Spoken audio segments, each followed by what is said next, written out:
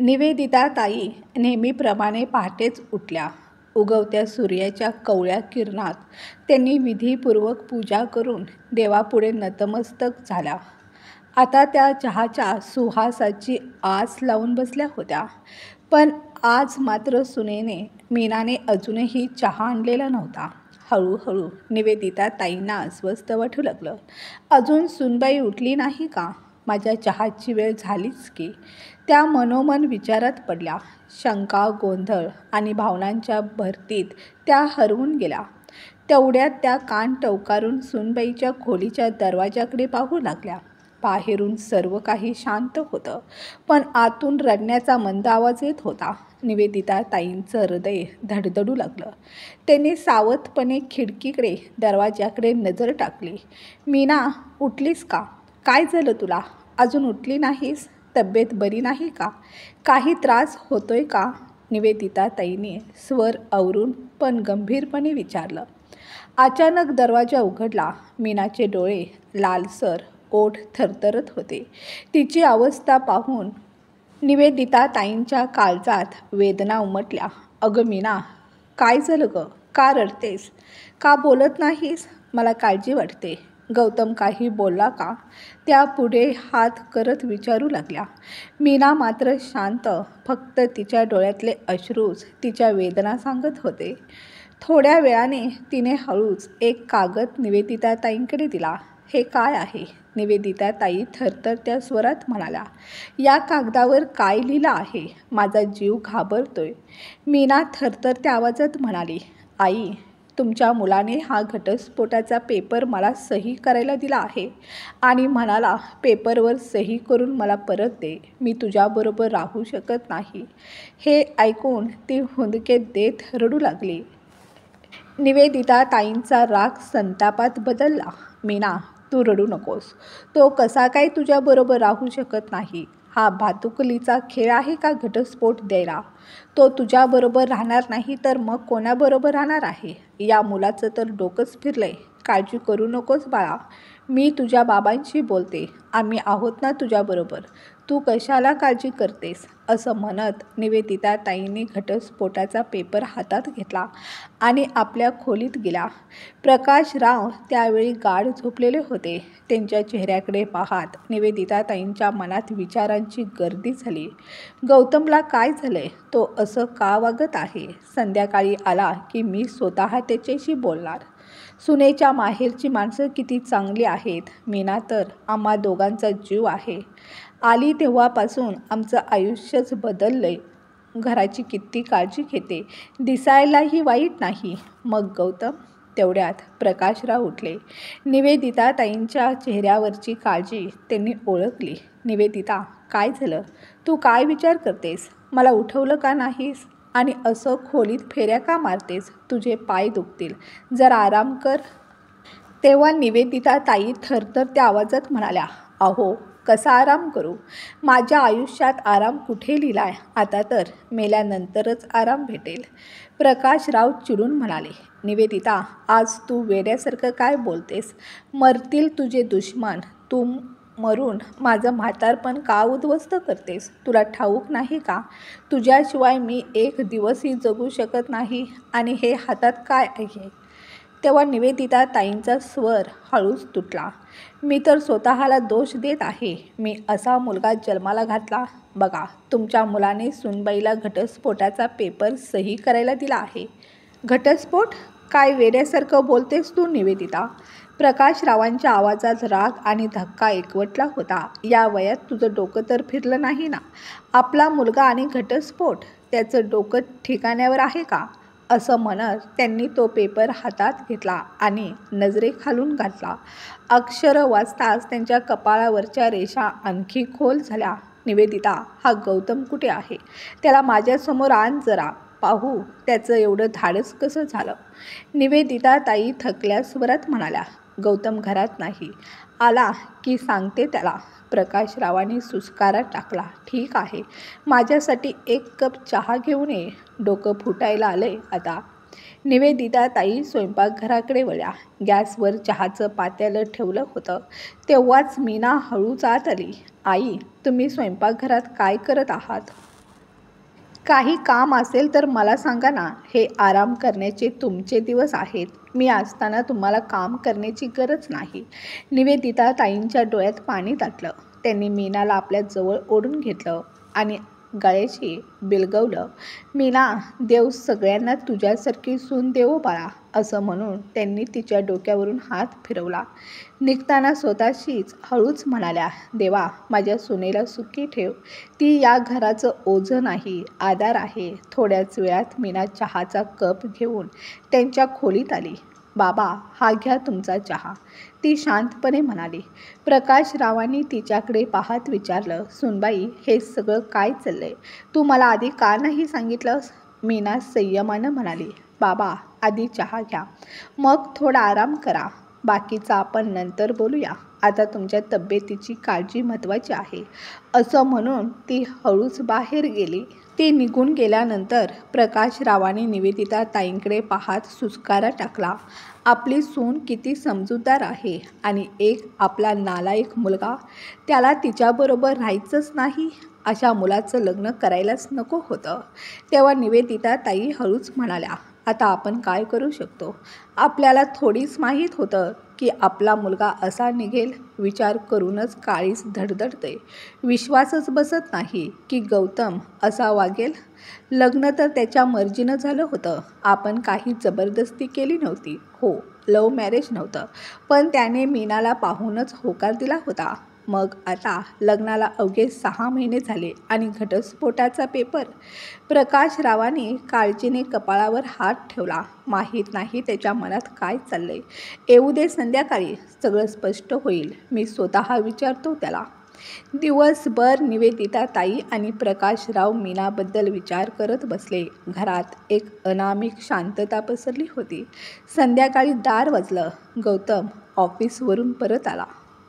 Bag खांद्यावरून काढून तो थेट आपल्या खोलीकडे निघाला. तेव्हा सोफ्यावर बसलेले प्रकाशराव आवाज देत म्हणाले, गौतम बाळा, इकडे ये जरा, मला तुझ्याशी बोलायचं आहे. गौतमने बॅग टेबलावर ठेवली आणि निर्विकार चेहऱ्याने म्हणाला, बोला बाबा. प्रकाशरावांनी घटस्फोटाचे पेपर त्याच्यासमोर ठेवले. हे काय आहे रे? आजपर्यंत आपल्या घराण्यात असं नाटक कुणी केलं नव्हतं. तुला लाज वाटली नाही का हे पेपर तुझ्या बायकोसमोर ठेवताना? थोडा विचार तरी करायचा होता. तुझ्या या निर्णयामुळे समाजात आमची काय आबरू उरेल? घटस्फोटासाठी काही कारण तरी असावं. मनात आलं की म्हणायचं, मला घटस्फोट हवा आहे. जर लग्न करायचंच नव्हतं तर सुरुवातीला सांगायला हवं होतं ना. आता अशा गोष्टींचा काय उपयोग? इतक्यात निवेदिता ताईंच्या डोळ्यात संताप दाटला. गौतम, तुझं लग्न तुझ्याच मर्जीनं झालं होतं ना. मग अचानक काय झालं तुला? का गप्प उभा आहेस? बोल ना. पण गौतम शांत डोळे खाली घालून पायाखालील फरशीकडे पाहत तो तसाच उभा होता. त्याच्या शांततेने निवेदिता ताईंच्या मनात वेदना दाटल्या.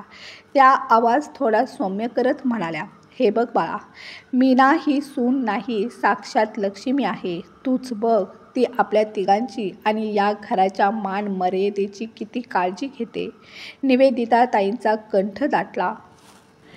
त्यांनी टेबलावरचा घटस्फोटाचा कागद गौतमच्या पुढे धरत शांतपणे आणि कटाक्षाने म्हणाल्या, गौतम बाळा, आमचं म्हातारपण तू का खराब करतोस? काही त्रास असेल तर मला सांग, मी तिला समजावून सांगेन. पण असं काही करू नकोस ज्यामुळे आपलं लोकांसमोर हसू होईल. गौतमनं थंडपणे उत्तर दिलं, आई, मला मीनासोबत राहायचं नाही. मला तिला या घरात बघायचंही नाही. मी घटस्फोटाचे कागद तयार केलेत. तिला त्यावर सही करायलाच लागेल. प्रकाशराव उदारपणे परंतु मनाची सीमा मांडत म्हणाले, बेटा, घटस्फोटाला कारण लागतं. असं अचानक पेपर देऊन चालणार नाही. गौतमनं चिडून उभं राहून उत्तर दिलं, बाबा, मी तिच्याशी लग्न केलंय. जेव्हा मला वाटेल तेव्हा मी तिला घटस्फोट देऊ शकतो. मग तुम्ही तिचा पक्ष का घेत आहात? प्रकाशरावांचा चेहरा गंभीर झाला. ते धीटपणे म्हणाले, ठीक आहे बेटा, तू बरोबर बोलास. जो बरोबर आहे मी त्याचा पक्ष घेईन. पण जर तू चुकीचा असूनही फक्त माझा मुलगा म्हणून तुझा पक्ष घेणं हे शक्य नाही. कान उघडे ठेवून ऐक, मीना या घरातच राहील. गौतम रागात थरथरून म्हणाला, ठीक आहे बाबा, तिला घरात ठेवायचं असेल तर ठेवा, परंतु ऐका, आता या घरात माझ्या स्वप्नातली राणी माझी नंदिनी येणार. प्रकाशरावांनी कटू हसू हसत प्रत्युत्तर दिलं, अच्छा, आता समजलं. आमच्या मुलानं कोणत्या मधमाशीनं दिलेला गोड मध पेलाय म्हणून इतके कडवे बोल बोलतोय. पण तू लक्षात ठेव, या घरात असं काही अपशकुनासारखं कधीच होणार नाही. त्या काही क्षणात वातावरण गडद शांततेने भरलं. प्रकाशरावांनी पेपर गौतमच्या चेहऱ्यावर फेकला. गौतमने पेपरकडे कटाक्ष नजर टाकली आणि शांतपणे निघून गेला. इकडे मीना आपल्या खोलीत बसून मनात विचारांची सलवट ओढत होती. गौतम असं करेल असं कधी स्वप्नातही वाटलं नव्हतं. माझ्यात काय कमी आहे? आता तो मला कुरूप समजतो का? मी इतकी वाईट आहे का की मला तो सोडतोय? त्याच वेळी गौतम दार धडकावण्यात आला. मीना धावत त्याच्या जवळ गेली. डोळे ओले होते. हळूहळू म्हणाली, ऐका ना, तुम्ही आई बाबांशी असं का वागताय? तुम्हाला माझ्या विरुद्ध काही तक्रार असेल तर मला स्पष्ट सांगा, पण तुमच्या अशा शब्दांनी त्यांना किती त्रास होतोय एकदा विचार करा. तुम्ही तर त्यांचे एकुलते एक लाडके आहात. गौतमचा राग वाढला. तो ओरडला, तोंड बंद कर. माझ्या आईबाबांनी कधीही मला वाईट बोललं नाही. आज त्यांनी तोंडसुख का घेतलं? तूच त्यांना माझ्या विरुद्ध भडकवलंस. आता मी तुला या घरात एक क्षणही राहू देणार नाही. मी तुझा तिरस्कार करतोय. तू इथे एकही मिनिट राहणार नाहीस. असं म्हणत गौतमनं मीनाचा हात धरला आणि दाराकडे इशारा करत म्हणाला, निघ इथून. मीना रडत किंचाळत म्हणाली, तुम्ही हे काय करताय? माझा हात सोडा, दुखतंय. मला वेदना होतात, सोडा ना. आता तुला समजलं का खऱ्या वेदना काय असतात? पण आधी हात तरी सोडा. मीना ओरडली. बाहेर बसलेले प्रकाशराव घाबरून म्हणाले, निवेदिता, सूनबाईच्या रडण्याचा आवाज येतोय. असं वाटतंय आपला मुलगाच तिला मारतोय. निवेदिता ताई धास्तावून म्हणाल्या, हो, मलाही तसंच काहीसं वाटतंय. प्रकाशराव आणि निवेदिता ताई दोघंही धावत मीनाच्या खोलीकडे गेले. दार आतून बंद होतं.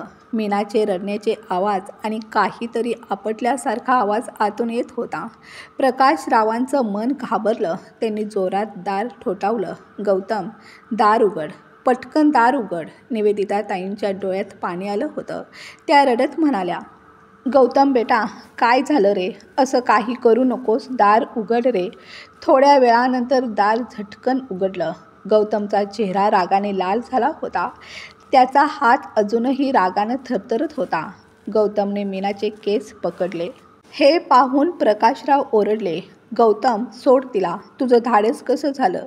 सूनबाईवर हात उचलण्याचं. माणूस आहेस की राक्षस? हो, मी राक्षस आहे, पण मी आता तिला या घरामध्ये राहू देणार नाही. तेव्हा प्रकाशराव रागाने ओरडून म्हणाले, तू कोण आहेस ह्या घरातून कुणाला काढणारा? हे घर माझं आहे. तेवढ्यात निवेदिता ताईंनी संतापाने गौतमचा हात झटकला आणि त्याला मीनापासून दूर ढकललं.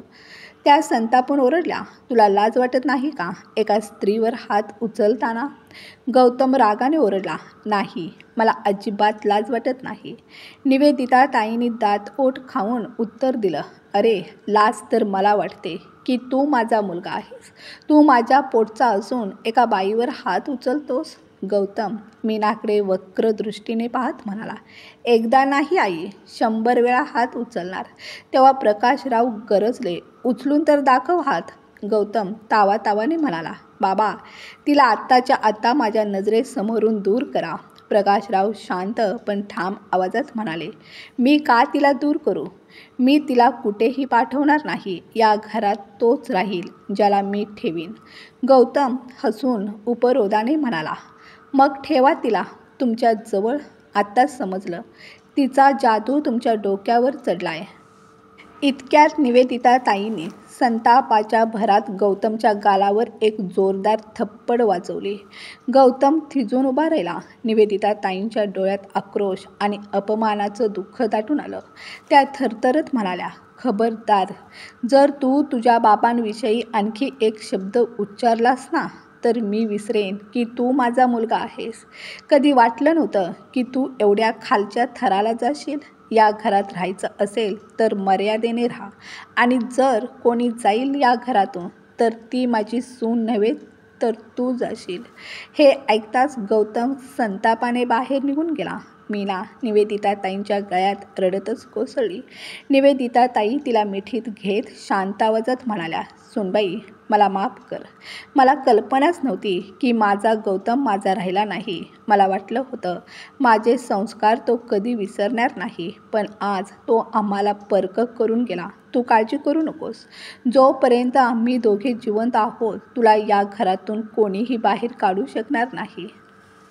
तेव्हाच प्रकाशराव ओलसर डोळ्यांनी पण हसत म्हणाले, "निवेदिता, खरं सांगायचं तर अशा मुलांपेक्षा परक्या घरून आलेली मुलगी सुख देते. आपण आयुष्यभर मुलगा मुलगा म्हणून जीवाचा आटापिटा केला, पण आज तोच आपल्याला एकटं टाकून गेला. आत्तापर्यंत वाटत होतं तो या घराचा वारस आहे, पण तो तर व्हायरस निघाला." प्रकाशराव पुढे म्हणाले, "सूनबाई, तू काळजी करू नकोस. आम्ही दोघे जिवंत आहोत ना. हे घर माझं आहे आणि आता ते मी तुझ्या नावावर करत आहे." गौतम घरातून बाहेर पडला आणि थेट नंदिनीच्या घरी पोहोचला. त्याला अचानक पाहून नंदिनी दचकली. "अरे तुम्ही? मला वाटलं नव्हतं एवढ्या लवकर याल. काय झालं? घरी सगळं ठीक आहे ना?" गौतम दीर्घ श्वास घेत म्हणाला, "नंदिनी, यावेळी मी माझं घर, आई वडील आणि बायको सगळ्यांना सोडून तुझ्याजवळ आलो आहे." हे ऐकून नंदिनीचा चेहरा पटकन उतरला. ती थोड्या तुच्छ भावनेने म्हणाली, "बरं झालं आलात तर. बसा, मी जेवायला वाढते." गौतम तिचा हात आपल्या हातात घेत म्हणाला, "नंदिनी, तू मला इतक्या प्रेमाने स्वीकारलंस याचं खूप समाधान वाटतं. आता मी कायम तुझ्याबरोबर राहीन. मला या जगाची ना भीती उरली ना चिंता." नंदिनीने हळूच आपला हात सोडवला आणि थंड आवाजात म्हणाली, "हो, का नाही? राहा तुम्ही इथे आरामात." गौतम हलकंसं हसत म्हणाला, "आपण या घरात एवढं प्रेम भरूया की कोणीच आपल्यामध्ये येऊ नये. हो, का नाही?" म्हणत नंदिनी स्वयंपाकघरात निघून गेली. गौतम सोफ्यावर बसून विचार करू लागला, "माझी नंदिनी किती चांगली आहे. आता मी माझा भूतकाळ विसरणार. जुने क्षण, ती नाती काहीच आठवायचं नाही मला." दिवस पुढे जात राहिले. एके दिवशी निवेदिताताई आणि प्रकाशराव हॉलमध्ये बसले होते. तेवढ्यात मीना स्वयंपाकघरातून येत म्हणाली, "आई, आज कोणती भाजी करू?" निवेदिताताईंनी प्रेमाने हसत उत्तर दिलं, "मीना बाळा, तुला हवं ते बनव. रोज विचारायची गरज नाही." मीना मान हलवून शांतपणे निघून गेली. तेव्हा प्रकाशराव उदास स्वरात म्हणाले, "निवेदिता, मी जेव्हा जेव्हा मीनाकडे पाहतो तेव्हा माझं मन फारच दुःखी होतं. माझ्या मुलानं अशी चूक का केली असेल? मला खात्री आहे गौतमचा राग शांत झाला की तो नक्कीच परत येईल." निवेदिताताईंनी दीर्घ श्वास घेत म्हणाल्या, "माझं मन सांगतं गौतम आपल्या बाबांवर नाराज राहू शकतो, सूनबाईवर राग धरू शकतो, पण आपल्या आईवर तो जास्त दिवस रुसू शकत नाही. तो परत येईलच आणि त्यानं जे काही केलंय त्याबद्दल माफीही मागेल." दिवस सरत गेले. एके दिवशी निवेदिताताई आपल्या खोलीत बसून विचारमग्न होत्या. गौतमला जाऊन आता 25 दिवस उलटले. त्या उदासपणे पुटपुटल्या, "आता तर त्याची परत येण्याची आशाही संपली आहे. खरंच माझा मुलगा परत येणार नाही का?" तेवढ्यात प्रकाशरावात आले. निवेदिताताईंच्या चेहऱ्यावरचं दुःख पाहून ते म्हणाले, "निवेदिता, तू अशी उदास का बसली आहेस?" "अहो, मला फार भीती वाटते. आपला मुलगा खरंच परत येणार नाही का?" प्रकाशराव काही क्षण शांत राहिले, पण गंभीरपणे म्हणाले, "आपण काय करू शकतो निवेदिता? आपल्या मुलाची बुद्धीच भ्रष्ट झाली आहे. पण मी एक विचार केला आहे." निवेदिताताईंनी चटकन विचारलं, "कसला विचार?" "मी ठरवलं आहे सूनबाईच्या आई वडिलांना बोलवायचं. त्याचबरोबर आपले जवळचे नातेवाईकही घरी बोलावूया. एकत्र येऊन निर्णय घेऊ." निवेदिताताईंनी खिन्नपणे मान हलवली, "जसं तुम्हाला योग्य वाटेल तसं करा." दुसऱ्या दिवशी मीनाचे आई वडील विलासराव आणि मालतीताई मीनाच्या सासरी आले. हॉलमध्ये सगळे एकत्र बसले होते. मालतीताई विलासरावांना चिंतेने म्हणाल्या, "मला खूप भीती वाटते. व्याहींनी आपल्याला अचानक असं का बोलावलं असेल? विलासराव ताणलेल्या आवाजात म्हणाले. काहीच समजत नाही. व्याहींच्या मनात नक्की काय चाललं आहे? मालतीताई काळजीने पुटपुटल्या. आजपर्यंत त्यांनी कधीही आपल्याला अशा रीतीनं एकत्र बोलवलं नव्हतं.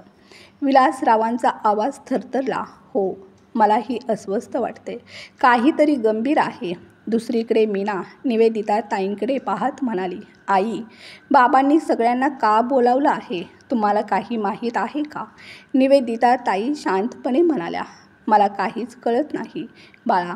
त्यांनी मलाही काही सांगितलं नाही. त्यांच्या मनात काय चाललं आहे हे मलाही ठाऊक नाही. हॉलमध्ये सगळे बसलेले. वातावरण गंभीरतेने भरलेलं.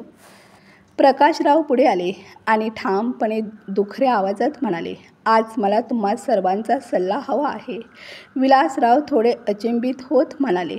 व्याही, तुम्ही आम्हा सर्वांना इतक्या अचानक बोलावलंत आणि सल्ला मागत आहात, पण कुठल्या बाबतीत?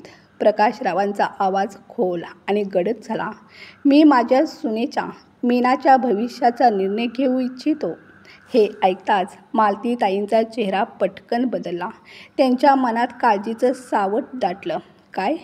व्याही माझ्या मुलीबाबत काही कठोर निर्णय घेणार आहेत का?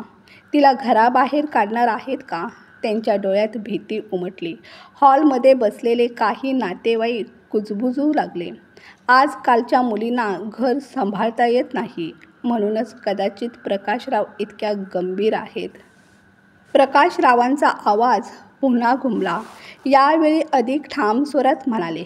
विलासराव, विहीनबाई, मी आणि निवेदिता, आम्ही दोघं तुमचे दोषी आहोत. आमचा मुलगा नालायक निघाला. त्याने फक्त माझ्या सुनेचा नाही तर आमचाही अपमान केला आहे. मला कोणतीही लाज न वाटता सांगावं वाटतं. माझी सून सीतासारखी आहे, पण माझा मुलगा राम होऊ शकला नाही. तो दुसऱ्या बाईसाठी आपल्या बायकोला, आई वडिलांना आणि घराला सोडून गेला आहे. आता आम्हाला मीनाच्या भविष्यासंदर्भात तुमचा सल्ला हवा आहे. ही केवळ माझी नाही तर आपली सर्वांची जबाबदारी आहे. हे ऐकताच सगळ्यांच्या डोळ्यात अश्रू दाटले. विलासराव संतापाने उठले आणि म्हणाले. असं काय घडलं आणि आमच्या मुलीने आम्हाला काहीच सांगितलं नाही? प्रकाशराव, तुम्ही तुमच्या मुलाला समजावलं नाही का? चांगल्या घरातल्या मुलांनी असं वागणं शोभत नाही. प्रकाशराव शांत स्वरात म्हणाले. मी आणि निवेदितानं त्याला कित्येकदा समजावलं, पण तो कोणाचंही ऐकायला तयार नाही. विलासराव थोडे थांबले, मग म्हणाले. व्याही, जावई बापूंना सगळ्यांसमोर एकदा तरी बोलावलं असतं तर आपण सर्व मिळून त्यांना समजावू शकलो असतो. कदाचित त्यांचं मन बदललं असतं. प्रकाशराव म्हणाले. हो विलासराव, मी गौतम आणि वकील साहेब दोघांनाही बोलावलं आहे. ते येतीलच. तुम्हीही तुमचा प्रयत्न करा. कदाचित हे घर वाचेल. इतकं बोलून प्रकाशराव उठले आणि बाहेरच्या वरांड्यातील आराम खुर्चीवर जाऊन बसले. विलासराव मालतीताईंकडे वळाले. हे सगळं काय घडलं? घरात उपस्थित लोक एकमेकात कुजबुजू लागले. वातावरणात भयानक शांतता पसरली होती. सगळेजण गौतम आणि वकीलच्या येण्याची वाट पाहत होते. थोड्याच वेळात प्रकाशरावांचा पुतण्या महेश निवेदिता ताईंकडे वळून म्हणाला. काकू, मी तर जवळच राहतो. तुम्ही मला का सांगितलं नाही? निवेदिता ताईंचा कंठ दाटला. त्या हलक्या आवाजात म्हणाल्या. काय सांगणार बाळा? माझ्या मुलाने बोलायलाच वेळ दिला नाही. मी या धक्क्यातून अजून सावरलेच नाही. मग कोणाला काय सांगू? दरम्यान मीनाची आई मालतीताई रडत रडत विलासरावांना म्हणत होत्या. तुम्ही पाहत आहात ना आपल्या मुलीची काय अवस्था झाली आहे. लग्नाला अजून वर्षही झालं नाही आणि असं संकट आलं. मला कधी कल्पनाही नव्हती की जावई बापू असे निघतील. जर माझी मुलगी त्यांना पसंत नव्हती तर लग्नाच्या वेळी स्पष्ट नकार द्यायला हवा होता ना. आपण लग्नासाठी मागो लागलो होतो का? मग का त्यांनी माझ्या मुलीचं आयुष्य उद्ध्वस्त केलं? एवढ्या दिवसांपासून माझं लेकरू एवढ्या दुःखात जगत होतं, पण एकदाही फोन करून सांगितलं नाही. आई, माझ्याबरोबर असं होतंय. विलासराव शांतपणे म्हणाले. आपली मुलगी खूप धाडसी आहे मालती, म्हणूनच काही बोलली नाही. तिनं बहुतेक विचार केला असेल. माझे आई बाबा काळजी करतील. इतक्यात दरवाजाकडे सर्वांचं लक्ष गेलं. गौतम हॉलमध्ये शिरला. त्याला पाहताच निवेदिता ताईंच्या डोळ्यात आशेचा किरण उमटला. त्या म्हणाल्या, गौतम, तू आलास बाळा, ये बस, आम्ही तुझीच वाट पाहत होतो. गौतम, तू आमच्यावर नाराज आहेस का? गौतम आईच्या शेजारी सोफ्यावर बसला. हळू आवाजात म्हणाला, बाबांनी सगळ्यांसमोर माझा तमाशा केला आहे. असं वाटतंय मी माझ्या घरी नाही तर कोर्टात एखादा आरोपी म्हणून बसलो आहे. तेव्हा महेश उठून म्हणाला, गौतम, तू तरी काका काकूंचा विचार करायला हवा होता. तू विवाहित आहेस आणि असं वागणं तुला शोभत नाही. विलासराव संतापाने म्हणाले, जावई बापू, आम्ही हे काय ऐकतो आहोत? आमच्या घराण्यात आजवर कोणी घटस्फोट घेतलेला नाही. एकदा लग्न झालं की नवरा बायको ते नातं आयुष्यभर निभवतात. तुम्ही का आजच्या काळाच्या प्रवाहात वाहून जात आहात? हा घटस्फोट आमच्या घराण्यात मान्यच नाही. आणि तसंही आमच्या मुलीनं असं काय पाप केलं आहे की तुम्ही घटस्फोटासाठी उतावळं झाला आहात? गौतम अचानक उठला आणि मोठ्याने ओरडला, मला तुमच्या पंचायतमध्ये पडायचं नाही. मला जे करायचं होतं ते केलं आहे. मी माझ्या नंदिनी बरोबर खूप सुखात आहे आणि आता तिला सोडू शकत नाही. मालतीताई हात जोडून रडत म्हणाल्या, जावई बापू, असं म्हणू नका. आमच्यावर दया करा. माझ्या मुलीचं आयुष्य उद्ध्वस्त होईल. मी कोणत्या तोंडाने गावात परत जाऊ? लोकांना काय सांगू? गौतम रागाने ओरडला, त्याची तुम्हाला चिंता करण्याची गरज नाही. माझे बाबा आहेत ना? तेवढ्यात प्रकाशराव हॉलमध्ये आले. त्यांच्या चेहऱ्यावर रोष होता. ते जोरात म्हणाले, नालायक, मी तुझ्याकडून अजून काय अपेक्षा करू? त्या बाईसाठी तू आपल्या कुटुंबाचा त्याग करशील एवढंच उरलं होतं ना? तर ऐक, आज ह्या क्षणी मी सगळ्यांसमोर जाहीर करतो, आजपासून तुझा या घराशी, या कुटुंबाशी आणि माझ्या नावाशी काहीही संबंध नाही. या घरावर, पैशांवर, दागिन्यांवर आणि सर्वात महत्त्वाचं म्हणजे माझ्यावर आणि निवेदितावर तुझा कणभरही अधिकार नाही. मी माझ्या मृत्यूपत्रात सगळं स्पष्ट लिहिलं आहे. वकील साहेब, आता तुम्ही कायदेशीर कारवाई सुरू करा. तेव्हा वकील साहेब शांतपणे म्हणाले, प्रकाशराव, तुम्ही टेन्शन घेऊ नका. तुमच्या सगळ्या अटी मी आधीच मृत्यूपत्रात नमूद केल्या आहेत. त्यावर तुमच्या स्वाक्षरीबरोबरच साक्षीदारांच्या स्वाक्षऱ्या देखील घेतल्या आहेत. हे ऐकताच गौतम संतापाने म्हणाला, तुम्हा लोकांना जे काही करायचं आहे ते करा. मला त्याच्याशी काहीही देणं घेणं नाही. असं म्हणून तो तिथून निघून गेला. थोड्याच वेळात वकील साहेबही प्रकाशरावांचा निरोप घेऊन गेले. महेश पुढे आला आणि म्हणाला, काका, मी निघतो. तुम्ही तुमची काळजी घ्या.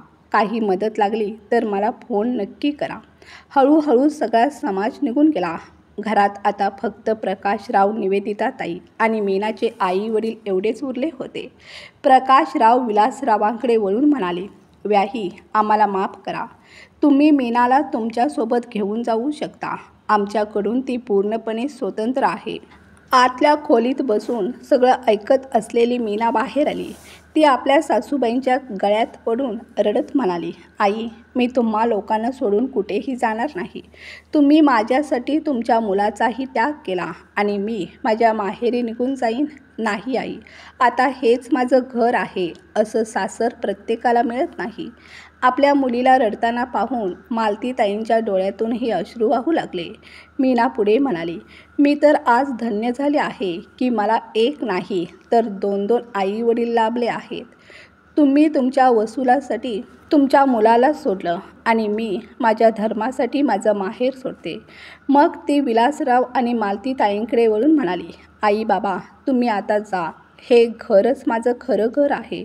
आता माझ्या सासूबाई आणि सासरे मला तुमच्या इतकेच जवळचे आहेत. मी त्यांना एकटं सोडू शकत नाही. त्यांची सेवा करण्याची मला संधी द्या. मीनाच्या आवाजात उन्मुक्ततेबरोबरच निर्धारही दिसत होता. प्रकाशरावांच्या डोळ्यात अभिमान चमकला. ते भावूक होऊन म्हणाले, मीना बाळा, आज आम्हीही धन्य झालो. तू तुझं कर्तव्य पूर्ण करत आहेस. इतकं ऐकताच मीना आपल्या वडिलांच्या गळ्यात पडून रडायला लागली. विलासराव तिच्या डोक्यावरून हात फिरवत म्हणाले, मीना बाळा, तू केवळ तुझ्या माहेरचा नाही तर तुझ्या सासरचाही सन्मान वाढवलास. आजपासून तू 2 घराची लेक आहेस. तुझ्यावर एका नाही तर 2-2 आई वडिलांचा आशीर्वाद आहे. तुझा हा निर्णय ऐकून मला अपार आनंद आणि अभिमान वाटतोय. मालतीताई आपल्या लाडक्या मुलीला मिठीत घेत रडत म्हणाल्या, बाळा, मी कधीच स्वप्नातही विचार केला नव्हता की माझी मुलगी एवढी मोठी होईल. तू नेहमी आनंदी राहा. तुझ्या आईबाबांची म्हणजे सासू सासऱ्यांची नीट काळजी घे. अजून काय बोलू बाळा. तुझं हे डोंगरासारखं आयुष्य कसं जाईल हा विचार करूनच माझं काळीज धडधडतंय. विलासराव भावनिक स्वरात म्हणाले, मालती, आपल्या मुलीच्या नशिबात जे काही आहे ते होणारच. त्याला कोणीही बदलू शकत नाही. देवाचे आभार मान की सासू सासरेच आई बाबांच्या रूपात मिळाले. यामुळे आपलं अर्धं टेन्शन तरी कमी झालं. मग विलासराव प्रकाशरावांकडे वळून म्हणाले, व्याही, जर आमच्याकडून काही चूक झाली असेल तर आम्हाला माफ करा. माझ्या मुलीची काळजी घ्या. मला तिच्या भवितव्याची काळजी वाटते. तेव्हा प्रकाशरावांनी विलासरावांचा हात हातात घेतला आणि ठाम स्वरात म्हणाले, तुम्ही मीनाची काळजी करू नका. मी आहे ना. ती माझी मुलगी आहे आणि मी तिचा बाप आहे. विलासराव मालतीताईला हलक्या आवाजात म्हणाले, चल मालती, अजून इथे थांबलो तर तू स्वतःला सावरू शकणार नाहीस. मीना आपल्या आईकडे वळून म्हणाली, आई, तू रडू नकोस.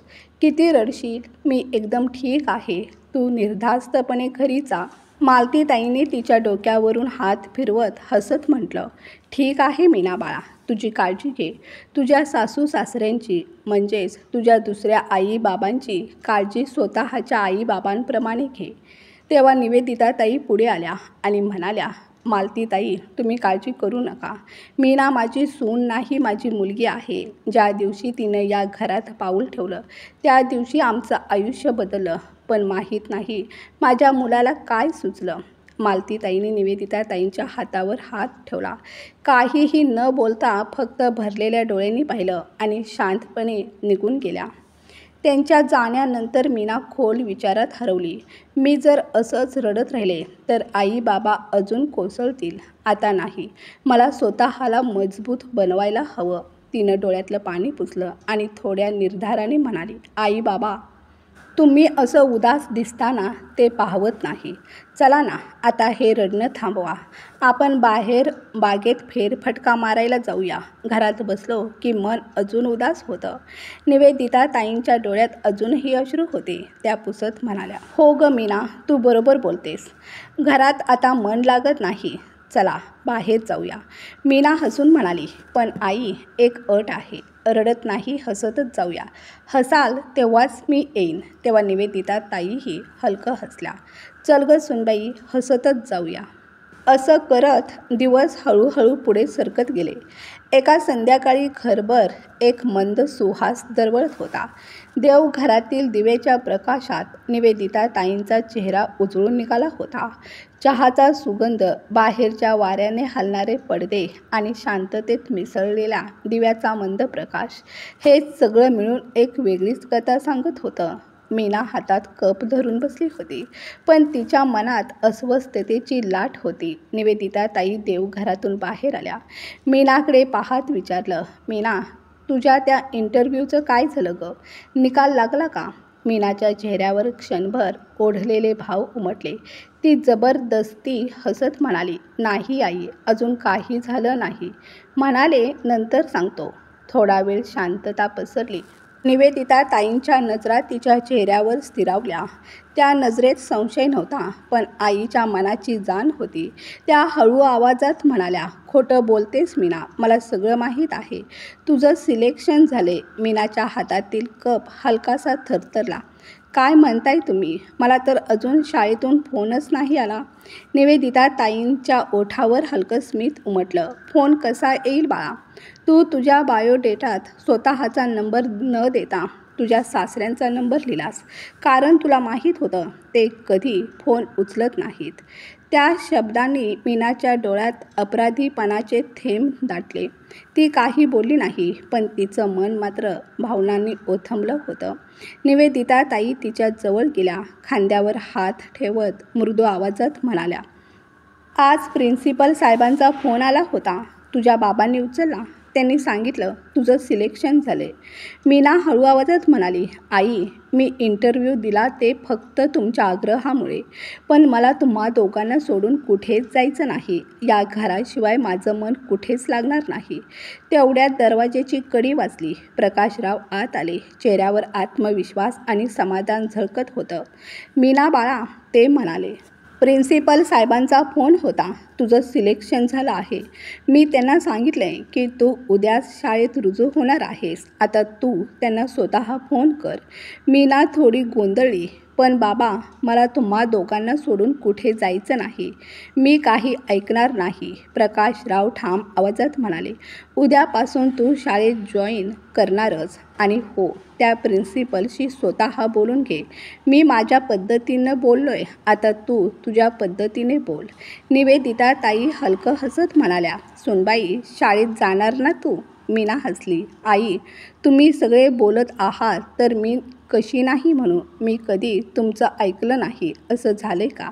ठीक आहे बाळा, मग आधी प्रिन्सिपलशी बोलून घे, निवेदिता ताई म्हणाल्या. ठीक आहे आई, मीना अलगद म्हणाली आणि आत निघून गेली. ती आत गेल्यानंतर निवेदिता ताईंनी प्रकाशरावांकडे पाहिलं. त्यांच्या डोळ्यात अभिमान आणि आनंदाचे अश्रू चमकत होते. त्या हलक्या स्वरात म्हणाल्या, तुम्ही फार योग्य केलंत. आपल्या लेकराला पंख दिलेत. मला तिला असं दिवसेंदिवस एकटी बसलेली पाहून खूप काळजी वाटत होतं. आतल्या आत माझं मन घुसमटत होतं. निवेदिता, तू अजिबात काळजी करू नकोस, प्रकाशराव ठाम स्वरात म्हणाले. मी आहे ना. मी माझ्या सुनेचं आयुष्य असं उद्ध्वस्त होऊ देणार नाही. जोपर्यंत मी जिवंत आहे तोपर्यंत माझी सून तिच्या पायावर उभी राहील. तिला कोणाच्या पुढे हात पसरावे लागणार नाहीत. तिचा भूतकाळ मी माझ्या हाताने पुसून टाकला आहे. हे ऐकून निवेदिता ताईंचे डोळे ओलावले. त्या शांत स्वरात म्हणाल्या, हो, मला माझ्या मुलाचं काही दुःख वाटत नाही. उलट मला माझ्या सुनेचा अभिमान आहे.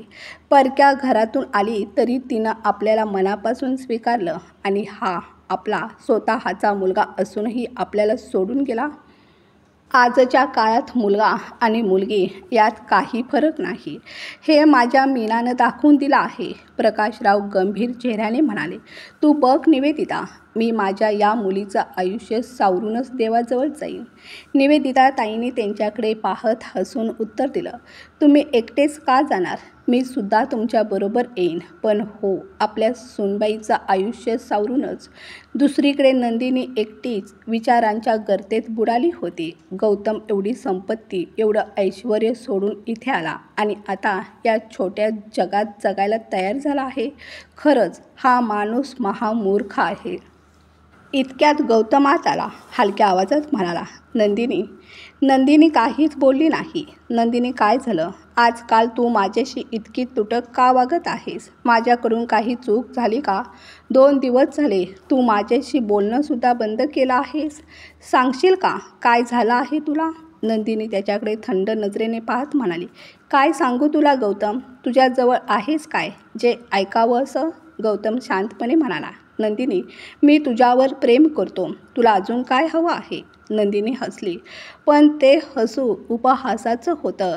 गौतम, फक्त प्रेमाने पोट भरत नाही. पोट भरण्यासाठी पैसा लागतो. तुझ्या या पगारात काय होणार आहे? मला तर माझं भविष्य तुझ्यासोबत काळोखातच दिसत आहे. नंदिनी, तू असं कसं बोलतेस? अजून काही वर्षात माझं प्रमोशन होईल. प्रमोशन? ती मध्येच बोलली. कसलं प्रमोशन? काही होणार नाही. मी एवढ्या दिवसांपासून बघते. प्रत्येक गोष्टीसाठी तडजोड, तडफड. हे सगळं आता सहन होत नाही मला. मी तर विचार केला होता तू इतक्या मोठ्या संपत्तीचा मालक आहेस, पण तू तर मूर्ख निघालास. आई बापासाठी एवढं सर्व काही सोडलंस? गौतमचं मन हादरलं. नंदिनी, तू हे काय बोलते आहेस? मी तुझ्यावर प्रेम करतो. तुझ्या प्रेमासाठी मी ती संपत्तीच नव्हे तर संपूर्ण जग सोडू शकतो. मी फक्त तुझाच आहे. नंदिनीचा चेहरा कठोर झाला. तू तर तुझ्या आई वडिलांचा होऊ शकला नाहीस, ज्यांनी तुला जन्म दिला. मग माझा काय होशील तू? मी तुझ्यावर नाही, तुझ्या पैशावर प्रेम करत होते. तुझी लायकीच काय आहे? नंदिनीच्या प्रत्येक शब्दाने गौतमच्या मनावर वार होत होते. तो निशब्द झाला. डोळ्यात पाणी दाटलं आणि तो पलंगावर बसला. हीच का ती स्त्री जिला मी माझं सर्वस्व मानलं होतं?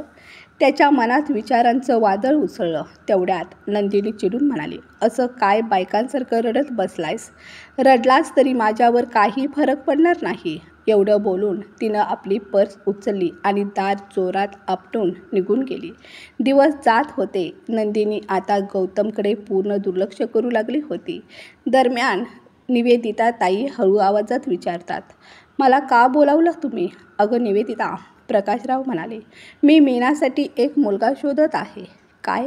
निवेदिता ताई क्षणभर चकित झाल्या. हो, तूच काही दिवसांपूर्वी म्हणाली होतीस ना, आपली मुलगी किती दिवस एकटी राहणार. त्याच दिवशी मी ठरवलं मीनाचं दुसरं लग्न लावायचं. पण मीना तयार होईल का? निवेदिता ताई चिंतेने म्हणाल्या, का होणार नाही? मुलगा चांगला आहे, संस्कारी, समजूतदार. तुला आठवतंय ना, आपण त्या दिवशी बागेत फिरायला गेलो होतो. तिथे आपल्याला एक महिला भेटली होती. मी त्यांच्याच मुलाबद्दल बोलतोय. हो, ती महिला बोलायला आणि स्वभावानेही चांगली वाटली होती, निवेदिता ताई म्हणाल्या. पण सासू म्हणून कशी निघेल कोण जाणे. माझ्या मुलीची खरी काळजी घेईल का ती? निवेदिता, तू पण ना किती काल्पनिक विचार करतेस. असं काहीही होणार नाही. आपली मीना संस्कारी आणि हुशार आहे. मी असंच कोणाबरोबर तिचं लग्न लावून देणार नाही. आधी सगळी चौकशी करूनच निर्णय घेईन. सर्वप्रथम मी तिलाच विचारणार आहे, तिला तो मुलगा पसंत आहे का? त्याचं कुटुंब आवडलं का? त्यानंतरच पुढची चर्चा होईल. ठीक आहे, मग आजच मीनाशी बोलून घ्या, निवेदिता ताई शांतपणे म्हणाल्या. हो, मी तिचीच वाट पाहतोय. ती शाळेतून आली की बोलतो, प्रकाशराव उत्तरले. तेवढ्यातच मीना हसत घरात आली. आई, बाबा, तुम्ही इथेच बसलात? तुम्ही चहा घेतलात का? मी लगेच करून आणते. अगं मीना बाळा, थोडं थांब. आधी इथे बस. मला तुझ्याशी एक महत्त्वाचं बोलायचं आहे. मग कर चहा. असं काय महत्त्वाचं आहे बाबा? अगं, आधी तुझ्या बाबांचं बोलणं तरी ऐकून घे, निवेदिता ताई म्हणाल्या. ठीक आहे बाबा, बोलाच मग.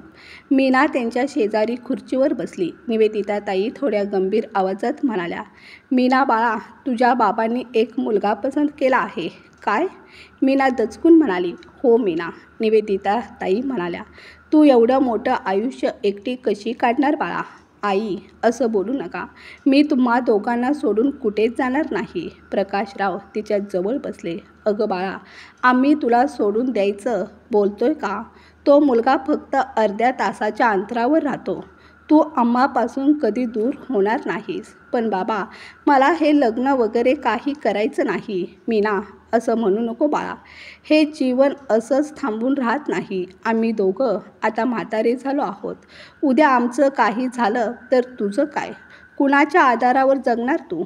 आई, प्लीज असं बोलू नका. मीना, निवेदिता ताई मृदू आवाजात म्हणाल्या. जे सत्य आहे ते स्वीकारावंच लागतं. आम्ही काहीही लपवून करत नाही. उलट तुझं नशीब समज, त्या मुलाच्या आईने स्वतःहून तुझा हात मागितला आहे. म्हणूनच आम्ही विचार केला. प्रकाशराव पुढे म्हणाले, मीना, आम्ही तुला दूर पाठवणार नाही. तू आमच्या जवळच राहशील. फक्त एकदा त्या मुलाला भेट. तुला तो पसंत नसेल तर सरळ नकार दे. मी जबरदस्ती करणार नाही. मीना शांतपणे म्हणाली. ठीक आहे बाबा, मी तुमच्या शब्दाबाहेर कधीच गेली नाही. जसं तुम्हाला योग्य वाटतं तसं करा. हे बोलून ती उदासपणे खोलीतून निघून गेली. ती गेल्यावर प्रकाशराव म्हणाले, बहुतेक मीनाला राग आला आहे. निवेदिता ताई म्हणाल्या. अहो, तिच्या रागाकडे लक्ष देऊ नका. आपल्याला तिचं आयुष्य सावरायचं आहे. आपल्या दोघांसोबत ती किती दिवस राहणार? हो निवेदिता, मीही हेच विचार करत होतो. त्या मुलाच्या आईला भेटल्यापासून माझं मन थोडं शांत झालं आहे. आणि मीना आपल्यापासून दूर नाही जाणार. फक्त अर्ध्या तासाचं अंतर आहे. उद्या मीच त्या मुलाला आणि त्याच्या आईला फोन करतो. प्रकाशराव निर्धाराने म्हणाले. हो, हेच योग्य ठरेल, निवेदिता ताई मान हलवत म्हणाल्या. काही वेळानंतर मीना स्वयंपाकघरात काम करत होती. विचारांच्या ओघात ती थबकली. मला पुन्हा त्या आगीत जायचं नाही. सगळं व्यवस्थित चाललंय. मी शाळेत जाते. माझे सासू सासरे माझ्या आई वडिलांसारखे आहेत. मग मला अजून काय हवं? मला दुसऱ्याच्या घरी जायचंच नाही. तेवढ्यात निवेदिता ताई तिच्या मागे आल्या आणि हळू आवाजात म्हणाल्या, मीना बाळा, सगळे लोक सारखे नसतात. तुझ्यासमोर अजून संपूर्ण आयुष्य आहे. तू येणाऱ्या काळाकडे डोळे बंद करून पाहू नकोस. हो, मला जुने दिवस आठवायचे नाहीत, पण वास्तव टाळून चालत नाही. मीना रडतच म्हणाली, ठीक आहे आई. दुसऱ्या दिवशी सकाळी मुलगा आणि त्याची आई घरी आले. निवेदिता ताई हसत म्हणाल्या, ताई, तुम्हाला सगळं माहीत आहे ना? हो निवेदिताजी, आम्हाला सगळं माहीत आहे. कविताताई शांतपणे म्हणाल्या, मग आमच्या मीनाबद्दल तुमचा काय विचार आहे? निवेदिताजी, माझ्याकडून या लग्नाला परवानगी आहे. कविताताई ठामपणे उत्तरल्या. प्रकाशराव म्हणाले, पण तुम्ही तुमच्या मुलाला विचारा. तो या लग्नासाठी तयार आहे का नाही? आम्ही आधीच सांगतो, आमच्याकडून यावेळी चूक होणार नाही. तुमचा मुलगा तयार असेल तरच आम्ही होकार देऊ, नाहीतर आम्हाला माफ करा. तेव्हा राहुल शांतपणे पुढे आला. काका, तुम्ही असा विचार करू नका. माझ्याकडून 100% होकार आहे. मीच मीनाला पसंत केलं होतं आणि मीच आईला तिच्याबद्दल सांगितलं. मग आईनं तुम्हा लोकांना विचारलं. निवेदिता ताई हसून मीनाकडे वळल्या. मीना बाळा, तुला मुलगा पसंत आहे ना? मीना थोडी लाजत म्हणाली, आई, मी काय बोलू? तुम्हा लोकांना पसंत असेल तर? तेवढ्यात कविताताई पुढे आल्या. अगं मीना, आम्हा सगळ्यांना तू आवडतेस. फक्त तुझा होकार हवा आहे. मीना थोडा श्वास घेत म्हणाली, काकू, मी होकार देण्याआधी माझी एक अट आहे. कविताताई स्मित हास्य करत म्हणाल्या, मीना बाळा, कोणती अट आहे? सांग बघू. मीना ठाम आवाजात म्हणाली, माझी अट आहे की लग्नानंतर माझे आई बाबा माझ्यापासून दूर होणार नाहीत. कविताताई गहिवरून म्हणाल्या, मला माहीत आहे तुम्हा सर्वांबद्दल. मी तुला तुझ्या आईबाबांपासून दूर कशी करेन? तुला जेव्हा वाटेल तेव्हा या लोकांना भेटायला ये किंवा त्यांना आपल्या घरी बोलव. तुझी जी इच्छा असेल ते कर. आमच्याकडून तुला कोणीही नाही म्हणणार नाही. निवेदिता ताई थोड्या संकोचाने म्हणाल्या. कविताताई, असं कसं? आम्ही आमच्या मुलीच्या घरी जाऊन कसं राहू शकतो? राहुल नम्रपणे म्हणाला, काकू, तुम्ही या गोष्टीचं टेन्शन घेऊ नका. ही माझी जबाबदारी आहे. तुम्हा दोघांना मी कधी असंच सोडणार नाही. आणि राहिली गोष्ट राहण्याची, तुम्हाला हवं असल्यास मीना इथे येत जाईल, तुमची काळजी घेईल. तुम्ही म्हणाल तर ती इथेच राहील. माझी काही हरकत नाही. निवेदिता ताईंचे डोळे भरून आले. अरे बेटा, तुम्ही एवढं मोठं बोललात हेच आमच्यासाठी पुरेसं आहे. त्यांनी मीनाकडे वळून विचारलं, मीना बाळा, तुला हे लग्न मान्य आहे का? मीना लाजत म्हणाली, हो आई. कविताताई आनंदाने म्हणाल्या, निवेदिताजी, प्रकाशदादा, आता गुरुजींना सांगा, लवकर शुभमुहूर्त काढूया. दोघांचं धूमधडाक्यात लग्न करूया. प्रकाशराव हसले, का नाही वहिनी? दुसरीकडे गौतम एकटाच बसून रडत होता. मी माझ्या आयुष्यात किती चुका केल्या. आता आईबाबांची आठवण येते. मी इथे एकटा राहून इतका अस्वस्थ झालोय, तर माझे आई बाबा माझ्याविना किती अस्वस्थ झाले असतील. आणि माझ्या बायकोला मी कसं एकटीला सोडून दिलं. तिच्यावर किती अन्याय केला. मला त्यांची माफी मागायला हवी. कदाचित ते मला माफ करतील. दुसऱ्या दिवशी निवेदिता ताई प्रकाशरावांना म्हणत होत्या, मी विनाकारण घाबरत होते. आपल्या सुनेचं लग्न झालं तर आपलं काय होईल? पण बघा ना, आपली सून मुलीपेक्षा जास्त आपला सांभाळ करते. आपल्याला अजिबात जाणवत नाही की ती आपल्या जवळ नाही आहे. इतक्या दारातून रडत रडत गौतम आत आला. आई बाबा, निवेदिता ताई आणि प्रकाशराव दचकून दाराकडे पाहतात. गौतम रडत म्हणाला, मला माफ करा आई बाबा. मी खूप मोठा अपराध केला आहे. मला माझ्या चुकांची जाणीव झाली आहे. कृपया मला माफ करा. निवेदिता ताईंच्या डोळ्यात संताप दाटून आला. नालायक, आत्ता आठवण झाली आई बाबांची. निघून जा माझ्या घरातून. तुझं तोंडसुद्धा पाहायचं नाही मला. आई, तू तरी मला माफ कर ना. तू माझी आई आहेस ना? गौतम हळहळून म्हणाला. निवेदिता ताईंच्या डोळ्यात राग आणि वेदना दाटून आल्या. त्या तुटक्या तुटक्या श्वासात म्हणाल्या, आई म्हणजे काय असतं याचा कधी तू विचार केलास का? तुझ्या जन्मापासून आजवर आम्ही किती केलं तुझ्यासाठी, किती कष्ट, किती झीज, किती प्राणपणाने तुझं सांभाळ केलं आणि एका बाईच्या नादानं तू आम्हाला सोडलंस. ज्या दिवशी तू पाठ फिरवलंस त्या दिवशीच मी तुला मनातून काढून टाकलं होतं. आता कशाला आलायस माझ्याकडे? निघून जा माझ्या घरातून. आई, असं नको बोलूस ना. एकदा मला मीनासोबत तरी बोलू दे. मी तिची माफी मागेन. कदाचित ती मला माफ करेल. गौतम पाकुळतीला लागला. कुठल्या मीनाशी बोलणार? ती इथे नाही आहे. तिचं लग्न आम्ही लावून दिलं. काय? गौतमचा आवाज अडखळला. हो, आता निघ इथून, नाहीतर मी पोलिसांना बोलावते. निवेदिता ताईंचा स्वर कठोर झाला. गौतम हातावर हात ठेवून तिथेच कोसळला. हे देवा, मी किती दुर्दैवी आहे. दोन्ही हाताने भरभरून होतं. आज दोन्हीही रिकामे झालेत. खरंच या अवस्थेला मीच जबाबदार आहे. मला याहून कठोर शिक्षा दे. मी सगळ्यांचं मन दुखावलंय.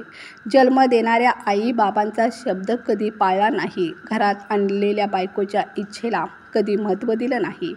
किती वेळा तिचा अपमान केला. आज मी काय झालो आहे? निघतोस की नाही इथून? निवेदिता ताई ओरडल्या. गौतम डोळ्यात पाणी भरून जड पावलांनी बाहेर निघून गेला. तो निघून गेल्यावर निवेदिता ताईंचा आवाज घहिरला. मी चूक केली का आपल्या मुलाला घराबाहेर काढून? प्रकाशरावांनी खांद्यावर हात ठेवत शांत स्वरात उत्तर दिलं. निवेदिता, तू काहीही चुकीचं केलं नाहीस. उलट योग्यच केलंस. असं केल्यावरच अशा मुलांना धडा मिळतो. मुलं नसली तरी जगात इतरही आधार असतात. मुलगा काय समजतो? मीच सगळं करतो. आता गेला तो जमाना. स्वतःचं रक्त आहे म्हणून आपण आजवर किती केलं त्याच्यासाठी. किती नवस केलीस तू, किती प्रार्थना केल्यास. पण त्याला आपल्या आई वडिलांच्या उपकाराची जाणीव नाही. त्याने कधी विचार केला का की मी गेल्यानंतर माझ्या आई वडिलांना काय वाटेल? त्याला कधी आपली आठवण आली का? मग आपण का त्याची आठवण काढावी? मित्रांनो, कथा आवडली असेल तर कथेला लाईक शेअर करा. चॅनलवर नवीन असाल तर प्लीज आपल्या चॅनलला सबस्क्राईब करा. कथा ऐकल्याबद्दल आणि वाचल्याबद्दल धन्यवाद.